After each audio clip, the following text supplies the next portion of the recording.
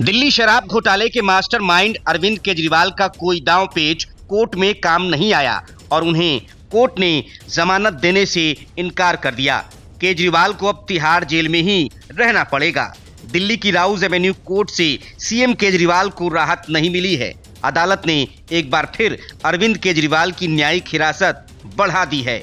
अदालत ने अरविंद केजरीवाल को 3 जुलाई तक न्यायिक हिरासत में रखे जाने का आदेश सुनाया है।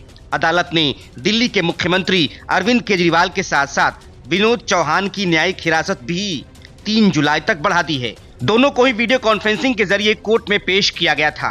दरअसल दिल्ली के आबकारी नीति घोटाले में दोनों की न्यायिक हिरासत खत्म हो रही थी, जिसके बाद उन्हें अदालत में पेश किया गया था। कथित शराब घोटाले में सीएम केजरीवाल दिल्ली के तिहाड़ जेल में बंद हैं।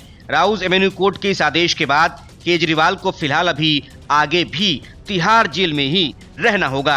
अरविंद केजरीवाल जब अपना पक्ष रख रहे थे तभी एक ऐसे शख्स का नाम सामने आया जो अभी मौजूदा सांसद है। अरविंद केजरीवाल ने दिल्ली शराब कांड में भरी अदालत में उस शख्स का नाम लिया। वो शख्स है मंगुटा रेड्डी। लोकसभा चुनाव 2024 में मंगुटा रेड्डी टीडीपी के टिकट पर चुनाव लड़कर संसद पहुंचे हैं। चंद्रबाबू नायडू की टीडीपी अभी एनडीए का हिस्सा है। दरअसल जब अरविंद केजरीवाल अदालत से ईडी की शिकायत कर रहे थे तभी मंगुटा रेड्डी का जिक्र किया। अरविंद केजरीवाल की ओर से पेश वकील विक्रम चौधरी ने अदालत से कहा कि मंगुटा रेड्डी ने अपने बयान में कहा कि दिल्ली शराब नीति के सिलसिले में मुझसे नहीं मिले। बाद में उन्होंने मेरे बारे में उल्टा बयान दिया।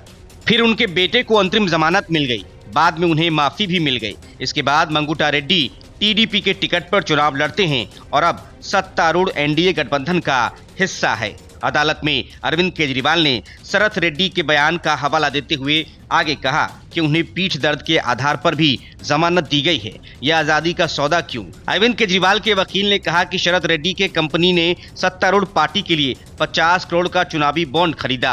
अरविंद केजरीवाल के वकील ने कहा कि इस बात का कोई सबूत नहीं है कि 100 करोड़ साउथ ग्रुप से आए। जांच हमेशा जारी रहती है, वो अनंत काल के लिए होती है। आरोपी मर जाते हैं, न्यायाधीश बदल जाते हैं, अधिकारी स्थानांतरित हो जाते हैं, लेकिन जांचें जारी रहती हैं। शराब घोटाला मामले में हुए मनी लॉन्ड्रिंग केस में ईडी ने केजरीवाल को गिरफ्तार किया था। कोर्ट में सुनवाई के दौरान ईडी के वकील SV राजू ने कहा कि विनोद चौहान ने अभिषेक बोइनपल्ली के जरिए 25 करोड़ रुपए कविता के पीए से लिए थे। ये पैसा गोवा चुनाव की खातिर लिए गए थे। विनोद चौहान को मई के महीने में गिरफ्तार किया गया था। अरविंद केजरीवाल को कथित शराब घोटाले से जुड़े मनी लॉन्ड्रिंग के केस में गिरफ्तार किया गया था।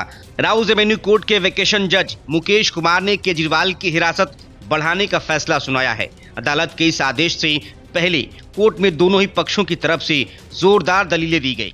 केजरीवाल के वकील विक्रम चौधरी ने कहा कि ये पूरा केस सिर्फ गवाहों के बयान पर आधारित है। केजरीवाल की तरफ से उनके वकील ने कहा कि पीएमएलए की तरह शिकायतें दर्ज हैं। इस केस में कई चार्जशीट दाखिल किए गए हैं, लेकिन किसी भी केस में मुझे आरोपी नहीं बनाया गया है। वकील ने कहा कि अरविंद केजरीवाल से समाज को कोई खतरा नहीं है, वो दिल्ली के मुख्यमंत्री हैं। Bureau report, news of India.